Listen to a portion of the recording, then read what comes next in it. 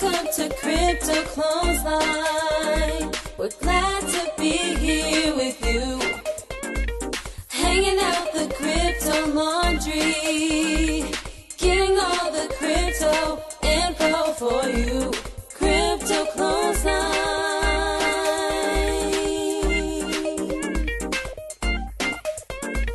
Crypto-Clothesline.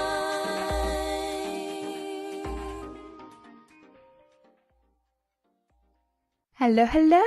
Hello. How you going? I'm really cold. I'm being a bit too mean to turn on the heaters yet, so I'm actually really cold. I also had to go and hide in another room for our last interview because my next door neighbour's dog, they seem to have this inner radar and they know just when to bark furiously right next to my window.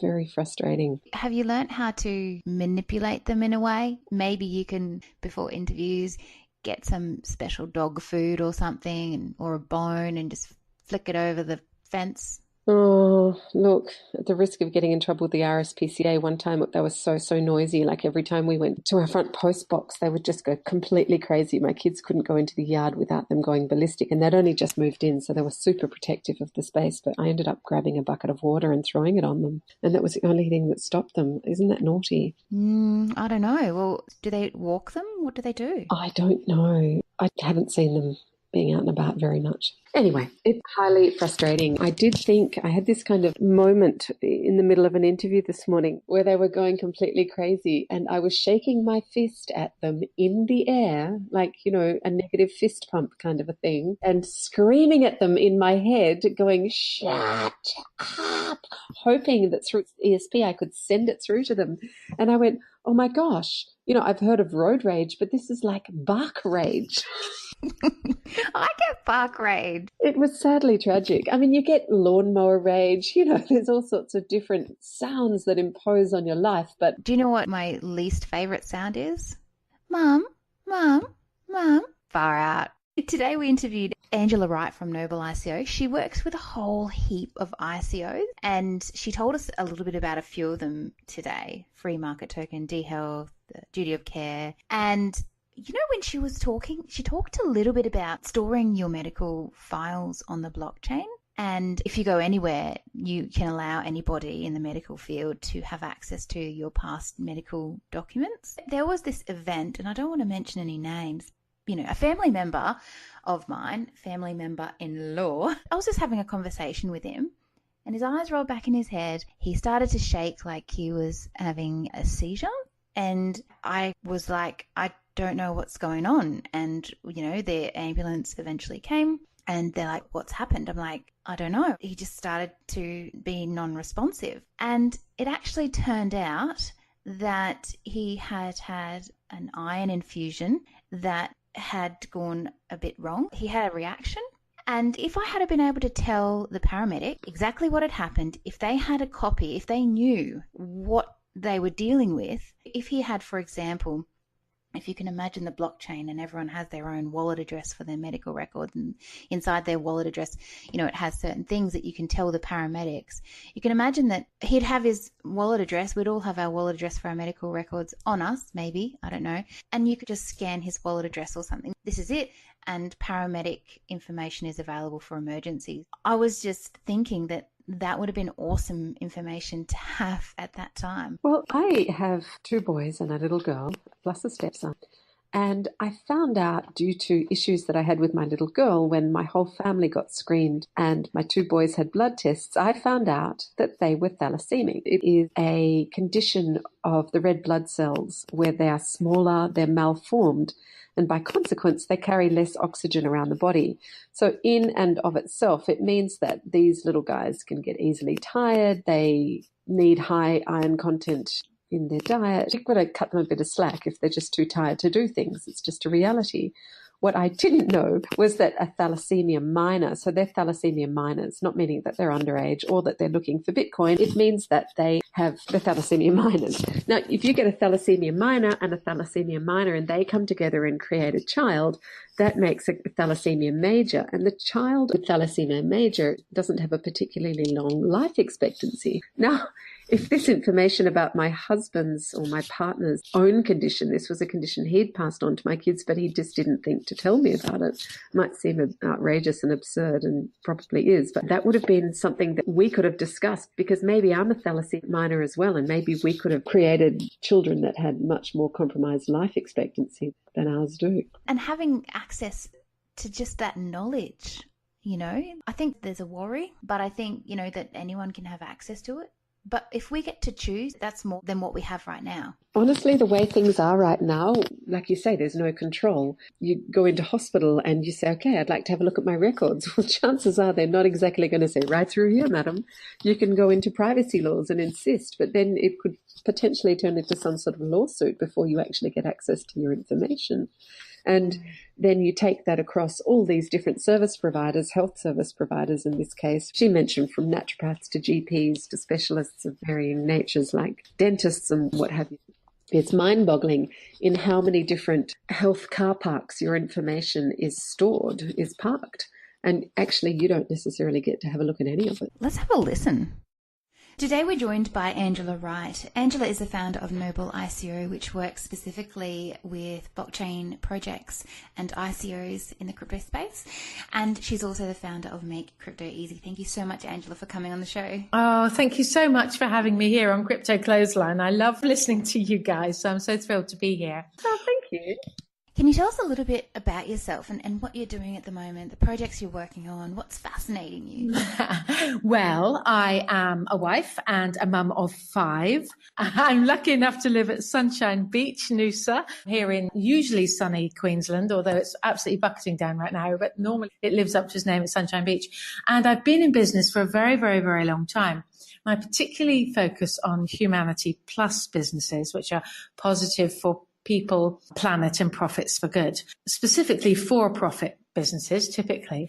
But life's too short to be involved in anything which isn't true to your values, I think. So what I love about business is it has the huge impact on prosperity, and prosperity is the only thing really which guarantees peace in our world. So that's my driver. And what I particularly love about crypto and the blockchain is it's like business magnified 1,000 times. So things happen much faster in the crypto world, and the blockchain and Tangle and Lattice and all of the permutations of the blockchain are able to solve problems which couldn't previously be solved, which is the really exciting thing. Angela, I really appreciate the reference you made to business being a bridge to prosperity and prosperity being a positive thing, or profit being a positive thing, because I think, especially for women, sometimes we tend to have this focus on work, and almost a guilt associated if we're successful and we actually make money. So a lot of the reading that I've done over the years indicates that women even tend to self-sabotage so that they are successful, but they don't make money. I think you're absolutely right. And part of this new growing clarity and growing awareness is that people are now conscious that what actually matters is energy, and money is a form of captured energy. Okay, so if somebody gives you $1 or $1,000 or $1 million, doesn't matter. That has come from somewhere. Oh, well, I shall touch on that in a moment. But typically money is captured energy because somebody has created something, has expended energy to create that money, right? They might have dug a ditch. They might have written a song. They might have baked a cake, whatever the heck it is. It's a form of captured energy, and it's really important, just like sunlight and the ocean and, so on. So there's been a lot of confusion around this, and I personally believe that it's been deliberate in large part, because if we look at who used to own the gold, well, who owns the gold makes the rules, right? So if you want to control people and keep them doing your bidding, then you instill a lot of fear, a lot of guilt, and a lot of confusion. And whether that's been done in the past through religion or through empires, or whether it's being done now through advertising, which is largely fear-based because that's what stimulates us to take action, it's incredibly confusing. But only now are people becoming more conscious and understanding that actually what enables a peaceful world is prosperity. When people have nothing to lose, we see it time and again. When you have nothing to lose, then desperate actions take place. you need a comfortable, large, fat wedge of middle class in order to keep people protecting and enabling people to be comfortable and not succumb to this desperation. And it's really worrying when you look at the increased divide between rich and poor, because when that happens, we've seen it times over history and over hundreds, if not thousands of years, that's when disaster strikes. So it's really important that we have this prosperity in our world. And that's a good thing. You can do a lot of good if you have enough energy and if you have enough money. So I'm very pro-profit, but not by taking shortcuts, not by, stealing or lying or cheating, by doing things right. And typically, the more service one gives, the more rewards one gets. And nowadays, with our amazing access online, whether it's through the blockchain, through the internet, through a whole combination, we have this for the first time ever. We have this amazing transparent accountability potential, which means that we can choose where we spend our money. We can choose how we influence the rest of the world. And that's the exciting thing. So what are you doing at the moment? What projects on the blockchain are you working with? So I'm involved in crypto and the blockchain on a few fronts. Most people actually know me through Make Crypto Easy. So I run a program called Make Crypto Easy, which is for people who want to have a deep understanding of what this is all about. If you think that the blockchain, the very first block was mined, the very first Bitcoin was created back in 2009, it's not very long ago. So in the 90s, this mathematical innovation was discovered. You can say created or discovered, but, the knowledge was there all the time. No human had ever put it together until Satoshi, or he or she or they, created the blockchain. So that was in the 90s. That's super recent. And so what I do is I help people understand what the implications of this, and in particular how you can get involved. And it's interesting that increasingly women are wanting to become involved because they want their family to be freer. Very often, yes, they want financial freedom for themselves. They want freedom from confusion. But more and more women are saying, I want to set my husband free. I want to have time with him, while we've got time together, or their partner. So most of the time it's with Make Crypto Easy. That's how most people know me. But I also run Noble ICO. And that came about because people contacted me and said, Angela, my friend needs help with his ICO, or we're launching an ICO. We want to have a clear strategy, clear program with that. So that's how Noble ICO came about. And I called it Noble ICO because I believe that crypto and the blockchain and post-blockchain is all about nobility. It's about this incredible potential for human endeavor that, as I said, for the first time, we can solve all these previously unsolvable problems, and we can enable this transparency, this accountability, so that you don't have to, for example, inadvertently subscribe to a cell phone service, a mobile phone network, which is directly funding the arms trade. And that's just one tiny example, but that's the reality. Two of the biggest service providers are actually owned by one of the biggest arms trade dealers in the world. Well, who knew? And I actually subscribed to that service inadvertently for years when I was traveling overseas, but I don't now because I don't particularly choose for my money to go there. Amazing. That's just blown my mind. Yeah, I'll tell you who it is. It's Vodafone and Safaricom. So Safaricom across Africa, Vodafone across most of the world. If you trace back the ownership of who that is, you go right through Tails, you go right to the Dassaults, who own a number of weapons and arms trade companies, including in Australia. They bought a lot of companies around the world. There's two things there, aren't there? One is, who knew? And if you want to do that, that's fine. If you choose to do that, I'm not making any judgment. I'm only saying what works for me. I don't personally want to do that. And the second thing is, who in their right mind would think it would be sensible to provide control of some massive communications networks to a firm which also is highly instrumental in worldwide? Oh, that's very troubling. I mean, it's enlightening, and anything enlightening is fabulous, but it's very troubling. Yes, but please don't get too troubled, because otherwise I think that's why so many people don't take action, even small actions like deciding where to spend your money, which has a huge impact. Years ago, I used to teach a program called Chem-Free Kids, and it was all about releasing information to consumers about how much chemical and toxic product was used inside of shampoos, conditioners, all the things that we lather our children in. And so the whole message at the end of that was, we'll just take tiny actions, just change one product, just swap out one product.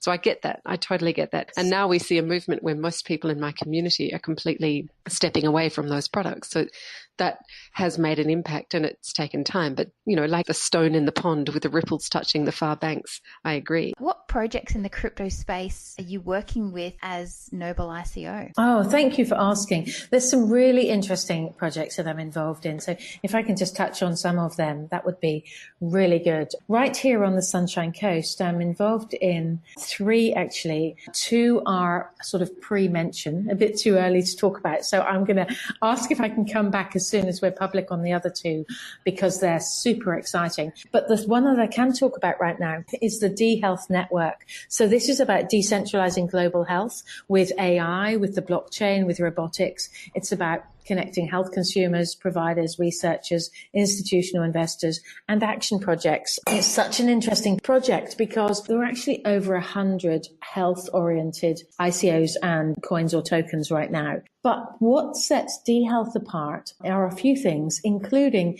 it's actually owned by the community. And so rather than being just another privately owned entity, with many of the others, it's just like a newer style of a closed database that they had earlier, and they've incorporated the blockchain, and they've said that having an ICO, but actually there's not a huge amount different. With D-Health Network, it's owned by the community. So if you take part, and you can take part for like $1 to buy a DHT, I think it's either 77 cents or $1, depending on if you're talking Australian or USD. But just for that, you can actually take part. And in taking part, there are really 2 sides to D-Health Network. It's quite a radical project. On the one side, sort of customer-facing side, if you like, as health consumers ourselves, we can upload all of our health records. So I don't know about you, but I've got health records from my dentist, from my GP, my Western doctor, from my traditional Chinese medicine doctor as well. And then I've had x-rays and CAT scans and MRIs, and I've had 5 babies. So that's various bits of health information there. And then I've also got information perhaps with a nutritionist or a naturopath or whatever. So for the first time, you can actually upload all of your data, which means that your medical professional has access in real time to that. Well, why does that matter? Well, I'll just give you a tiny, tiny example. Your dental health records directly portray your likelihood for having stroke, heart attack, or type 2 diabetes, just from your dental health records. And yet your doctor very rarely has access to your dental health records, which is crazy, isn't it? Absolutely crazy. So just for that very simple example, it shows how easy it is to improve the ability for your own doctor to be able to accurately see what your health is doing. The other side of that is, if you're traveling, say you're overseas on holiday or whatever, and you need to see a doctor, you could see a brand new doctor who could have access to all of your records, and or your own doctor could talk to you through the wonders of telemedicine, through video partners that we've got. And so that suddenly puts the consumer back in control, because typically you don't own your health records. If you go to hospital, they're not going to show you all of your health records. If you see your doctor, he or she's not going to. And the other side of that is, for a typical doctor's surgery here in Australia, it might cost them somewhere between $250,000 and $500,000 a year to manage health records, which is a huge amount of money that could otherwise be put to better use. By uploading to the blockchain, by you managing your health records and owning them, virtually all of those costs are removed. So that money can be put to better use. As my mum always said, you can't spend it twice, if it's being used for something, a nutritionist or a naturopath or whatever. So for the first time, you can actually upload all of your data, which means that your medical professional has access in real time to that. Well, why does that matter? Well, I'll just give you a tiny, tiny example.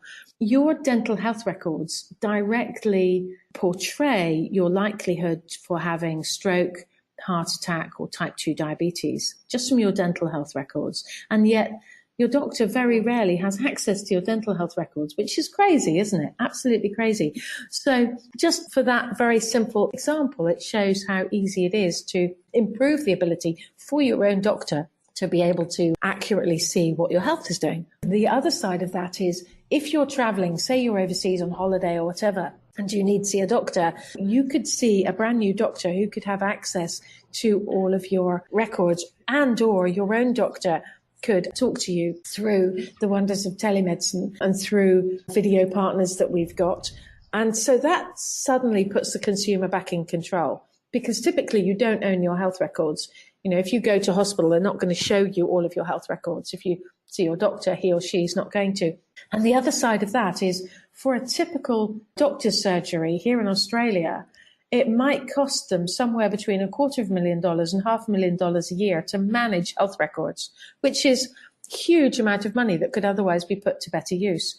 By uploading to the blockchain, by you managing your health records and owning them, virtually all of those costs are removed. So that money can be put to better use. As my mum always said, you can't spend it twice. You know, if it's being used for something, it can't be used for a better good. So that's one side of the health network. Oh, and as part of that as well, it's quite funny, because the sicker you are, the more valuable your health records are going to be, because you could actually agree, if you chose to, you could agree to make your health records available to researchers. Now, you can do that through smart contracts, through the blockchain, super simply, and actually get paid for people having access to your health data. It could still be anonymous, so they wouldn't know it was Angela Wright's health data, for example, but it might know that it was belonging to somebody with my ethnicity, with my age, with my exercise regime, with my eating habits or whatever, how many kids I've had, etc., etc. So suddenly, researchers have got access to a huge pool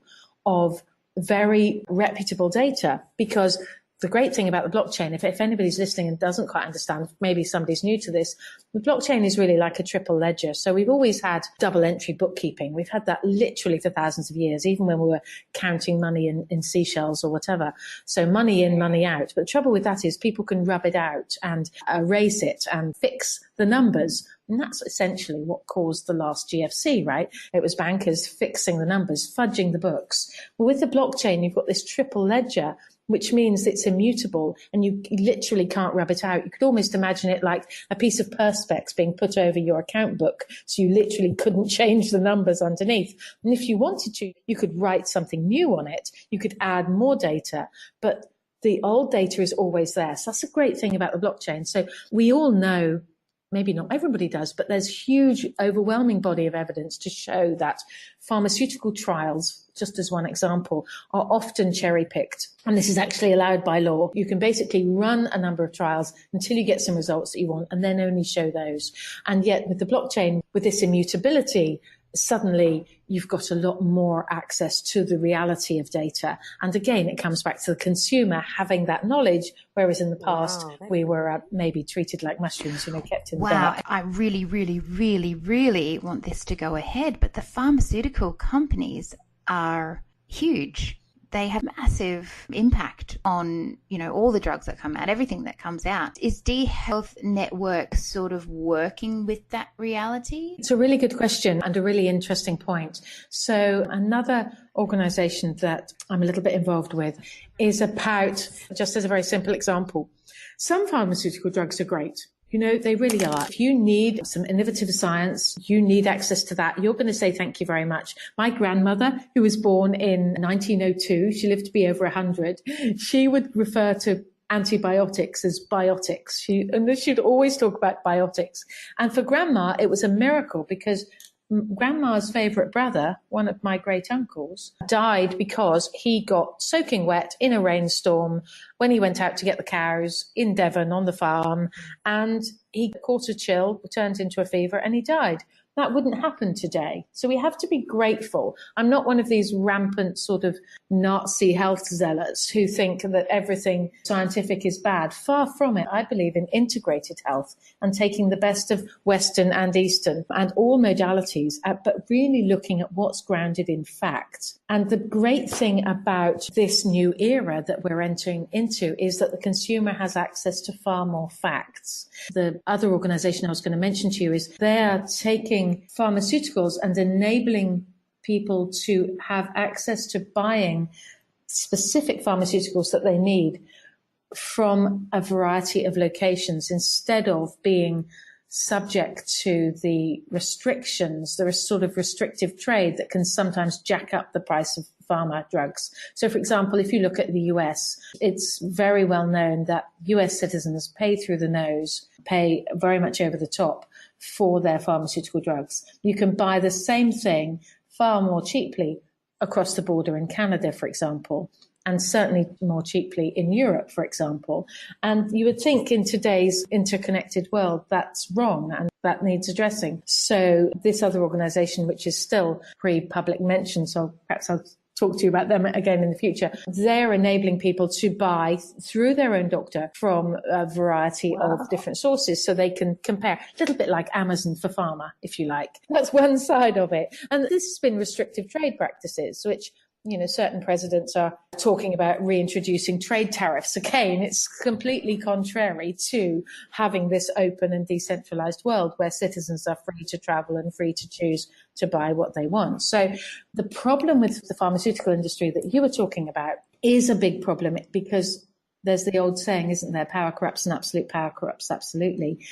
And when you allow a very wealthy industry to directly influence government, I think it's called lobbying in the polite sense, but actually it's more like bribery really and directing for own profits. When you allow industries to do that, then it becomes very dangerous for the consumer. And in fact, I would love it if you might want to share a link to one of my books, which is about supplements, because one of our separate businesses is very high quality, genuine supplements, genuine ingredients at the right dose. It's quite rare in the supplement industry. So we sell these health supplements, and I did a lot of research in the early days, and I wrote a book about it. And as part of my research, I discovered something which is not widely taught. I never learned it in my history books at school, but it's absolutely factual that during the Second World War, who actually owned the concentration camps in Nazi Germany were pharmaceutical companies, IG Farben. IG Farben was disbanded as an organization during the Nuremberg trials post-Second World War. Their executives were tried for crimes against humanity. It was largely a big drug experimentation. That's what they were. The concerning thing is that IG Farben was, as I said, disbanded. It was split into a number of smaller companies. Each became 20 times bigger than IG Farben after this. But the really concerning thing is that those companies were headed by convicted Nazis for the first 30 years of their existence. This is after the Second World War. So you can't tell me that those particular organizations are perhaps humanity plus. A lot of these very disturbing issues, which can make somebody sort of throw in the towel and say, oh, it's all too hard, I don't want to know. But the beautiful thing now that we have with this transparent accountability and this ability to fact check, so it's not just, it's so far beyond the internet. Now, the internet is a wonderful thing, but there is no doubt there's a lot of junk on it. And it's very easy for people with money to manipulate the facts that can be found, right? It's really relatively easy to get things on page 1 or 2 or 3 or dominate the searches or whatever, just like the newspaper game, right? It's very easy if you have a newspaper owner who has a particular political point of view, for example, or particular advertisers, it's very easy to slant or weight the facts, quote unquote, that are presented, whether it's in the media offline or the media online on the internet. The difference that we have now with this distributed ledger technology, whether it's blockchain or Tangle or Lattice or Holochain or whatever, is these facts can't be changed. That's the beautiful thing.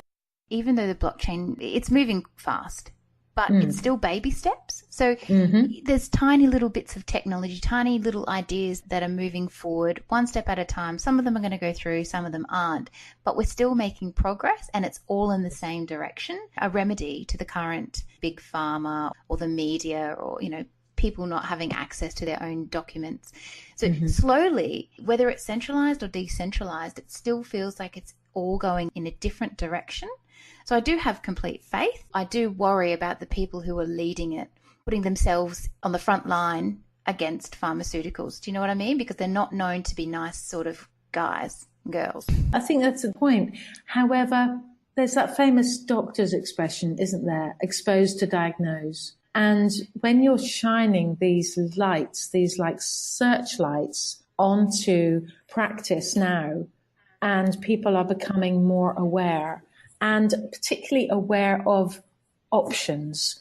Because what I think stifles people from taking action is to think, crikey, I didn't know that, but now I do. I really wish I didn't know it because the alternatives seem too hard. So I'll just bury my head in the sand or distract myself with TV or too much wine, or if that's the thing, or whatever it is.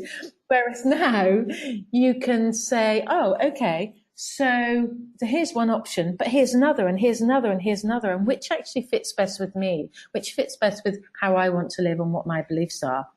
So again, I think it's about looking at all of the available data and then doing what you believe is right for you. And while there is undoubtedly a huge amount of interference, shall we say, to put it politely, from certain vested interests, that is becoming less easy for them because now we have so much data really available to us. So if we're talking about data, let's talk also about artificial intelligence and robotics and the Internet of Things.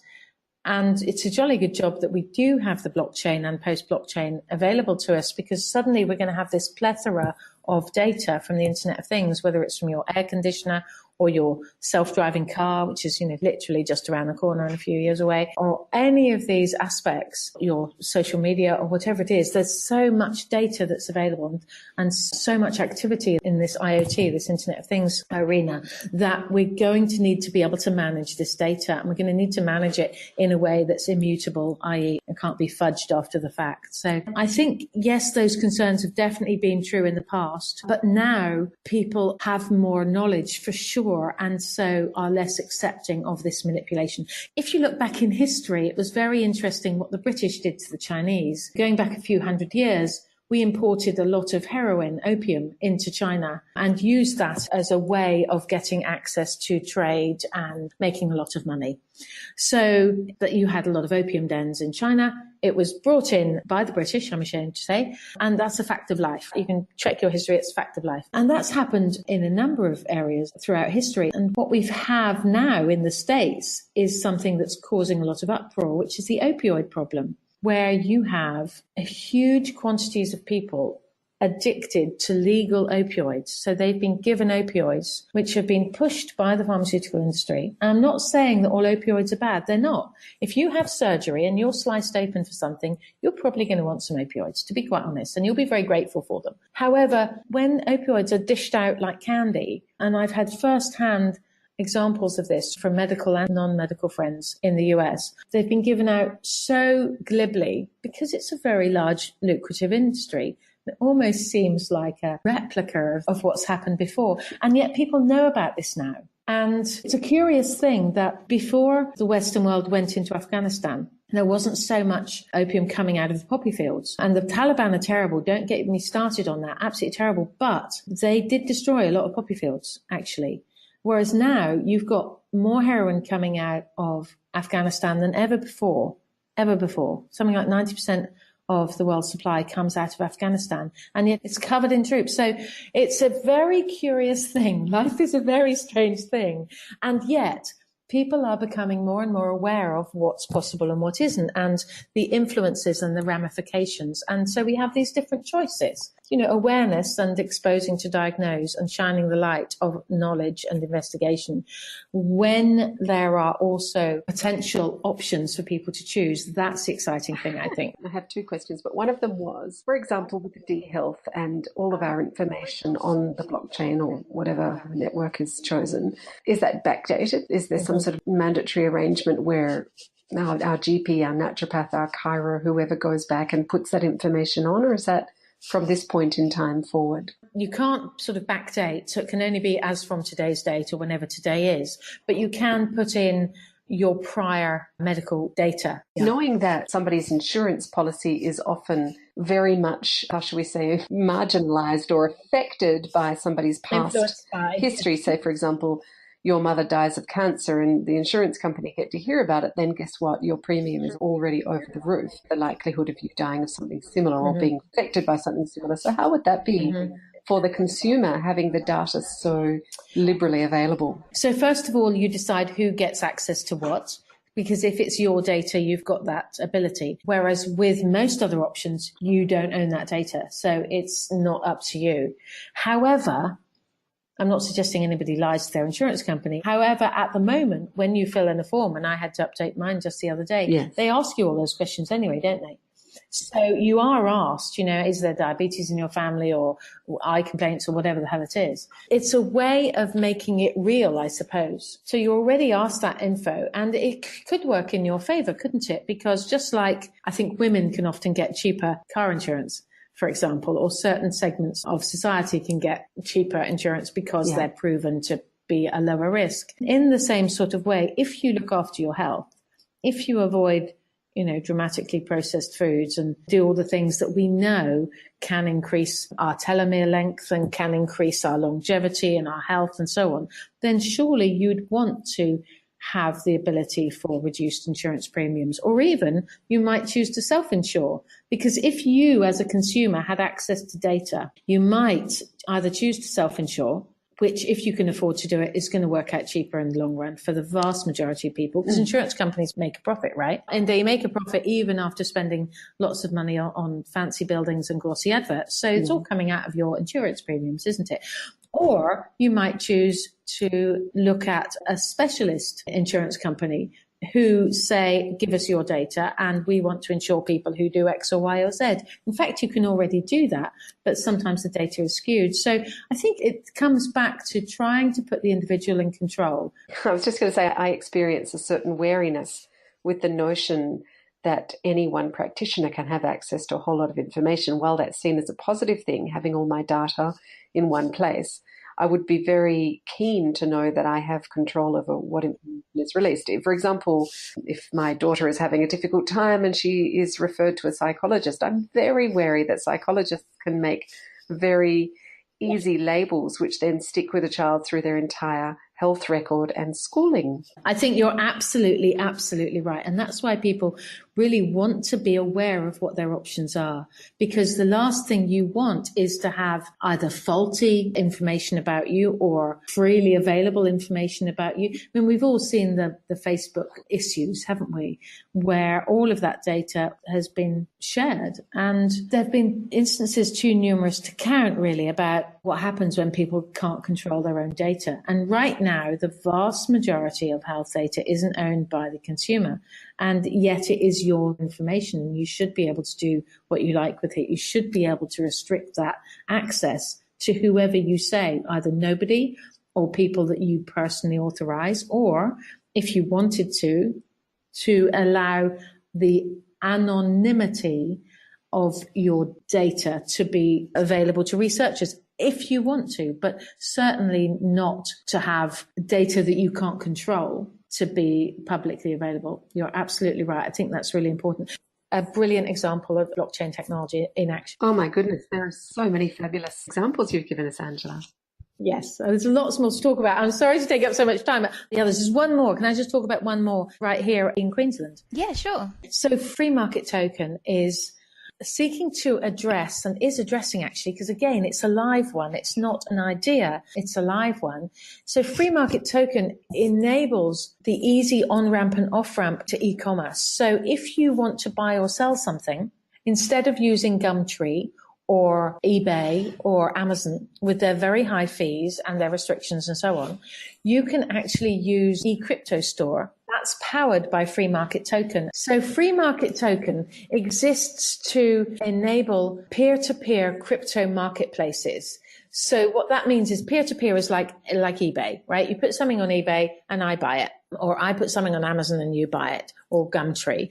But the problem with that is at the moment, they're only accepting fiat, as in Australian dollars, if we're in Australia, or if somebody's listening to this in the US, USD or whatever. And very often you might want to choose to buy and sell in different currencies. For example, say my cousin in Great Britain wanted to buy something in Great British pounds, but it was listed in Australian dollars. That person would pay through the nose because the merchant payment gateways that take Visa or MasterCard or PayPal charge a lot of money to do that. PayPal's just instigated a charge of more than an extra $5 each time foreign exchange payment, in addition to the Forex, the foreign exchange sort of translation from, say, Australian dollars to USD or to Great British pounds or whatever. So you pay over the odds because of that. Now, the great thing with eCryptoStore, which is powered by this free market token, which is in ICO, you can go to freemarkettoken.io to find out more. This enables you to buy or sell in different currencies and in different cryptocurrencies. So there've been other attempts at other e-commerce on the blockchain, but the vast majority of them will only accept one currency, whereas with eCryptoStore, it will accept up to 40 different cryptocurrencies that you can buy or sell in. And of course, if you do that across borders, to different countries, there is no foreign exchange fee. And also, there's no high fees that Amazon charges, which is a huge amount. Amazon charges a lot to sellers. eBay as well charges a huge amount to sellers. Even Gumtree does. And you're also not paying the difference if it's in different currencies. So eCryptoStore, which you can visit from freemarkettoken.io, enables you to buy and sell in these different cryptocurrencies. So it's a really good example. They're currently in their first phase of eCryptoStore. They've got a version 2 coming out within the next 5 weeks, which is looking absolutely fabulous. But right now, eCryptoStore is live. It's working. You can get listed in just a few minutes. And if you've got more than about 20 items, the boys will list it for you. This is 3 boys on the Gold Coast. They've got a long history in software, in tech, in merchant accounts, and they're very, very switched on. They're amazing. So we've got the free market token and we've got D-Health, we've got duty of care. At what stage are these at? Can we contribute? Can we support them? Yes, you can. Yes, you can. The pre-sale is open right now for free market token. There's another 28 days, just over 28 days to go for free market tokens. So definitely take a look at that. With D-Health Network, we're running the ICO until October. So you've got a little while for there, but I would strongly recommend people have a good look at this. This is not financial advice. I'm not a financial advisor. Please always do your own research, DYOR. Well, thank you so much, Angela, for coming on. It's been an absolute pleasure. Your brain must be gigantic. No, I don't think so. No, not at all. I just surround myself with very clever people. Yeah, thank you so much for such a wealth of information. You're very welcome. Well, likewise, thank you both for all that you do, and you share a lot of knowledge yourselves, and you have some other great guests on your podcast. So I've really been pleased to know you through that. Thank you.